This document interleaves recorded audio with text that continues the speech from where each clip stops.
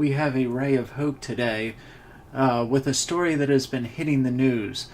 A little 6-year-old boy named James has been diagnosed by caring professional therapists who don't know him at all with gender dysphoria. James's parents are going through a legal separation, as it's called. James's mother claims that when James is in her loving, caring presence, that the child dresses willingly as a girl named Luna. Now, the mother is a pediatrician, which means that any of her patients' parents should consider her an authority on anything having to do with their children. Clearly, her knowledge on the topic of children tops anything any other parent must think, feel, or know about their offspring. So personally, I'm relieved that we have a pediatrician standing up for the concept that a boy is a girl if he or she is confused enough to go along with what his or her parent pressures him or her to think. Now, what's made this story disturbing is the actions and beliefs of the father. James's father has claimed that little 6-year-old James, while under his care, insists on being called by his birth name, James. The father claims that James insists on being dressed as a boy while under his care. How dare he? How dare this father allow this impressionable, very young child to believe that biology and reality cement who you are? How dare this father not bow to the pressure of the mother? This is the patriarchy at its most evil and twisted. Never mind that the child wants to be called James sometimes. So what? The child doesn't understand what's going on. The mother's the pediatrician, so she knows everything. She's decided, in her infinite, profound wisdom, that her child should be a girl. So who is this man whose only claim to the child is that he donated sperm to his mother? Who is this man who calls himself father to follow the wishes of a young, impressionable child?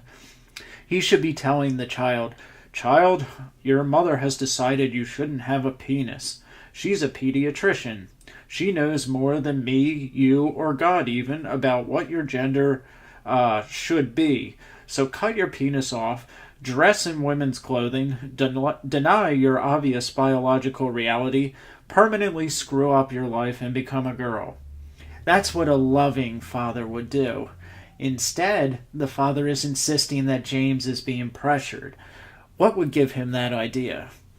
The child only does what his mother tells him to do, so how is he being pressured? His mother loves him. She loves him so very, very much, so much that she's willing to sacrifice his penis, his mental health, his future well-being to mold him into what she wants him to be. That's real love. That's the love of a parent. What a burden this mother carries upon her shoulders.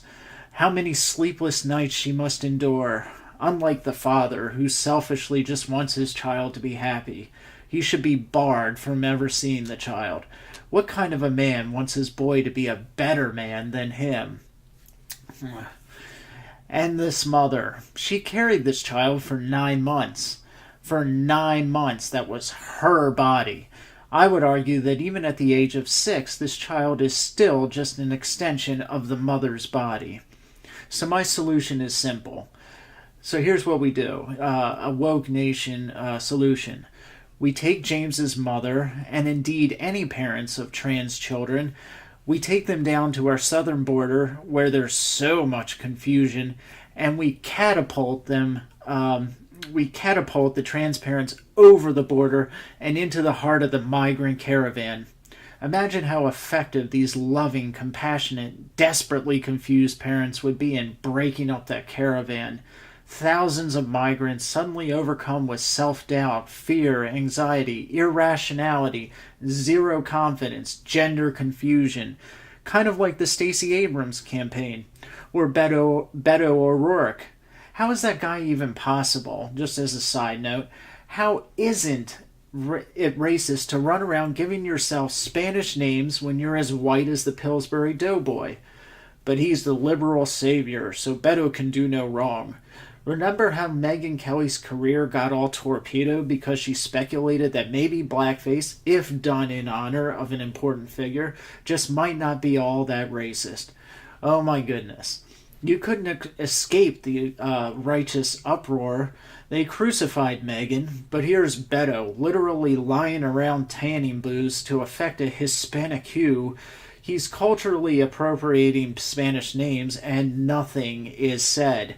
He's hailed as some kind of future contender for 2020, which makes sense. The whole Democrat landscape is built off people pretending to be something they are not.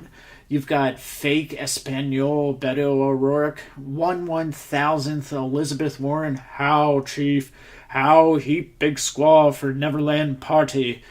There's Nancy Pelosi, who looks like she's getting electrocuted every time she speaks. You need a bucket at her feet to catch all the drool. Yes, Nancy, the quivering bowl of jello. She just might wrap her ancient gnarled hands around the gavel once more. Who else is there? Bernie Sanders, the guy who looks like Doc from Back to the Future. That's our hope? Free college. Yes, Doc, back in the DeLorean with you. And ciao. The Democrats are stacked deep with talent, with supreme talent. Such promise, such potential. And you got Maxine Waters. What can I even say about her?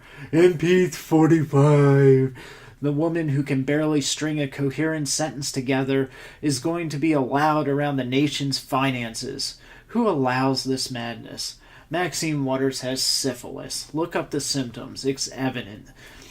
And the brightest star, the angel above angels. Plato and Socrates with boobs and an estrogen overload. Alexandria Ocasio-Cortez, or as I call her, Alexandra Occasionally Correct.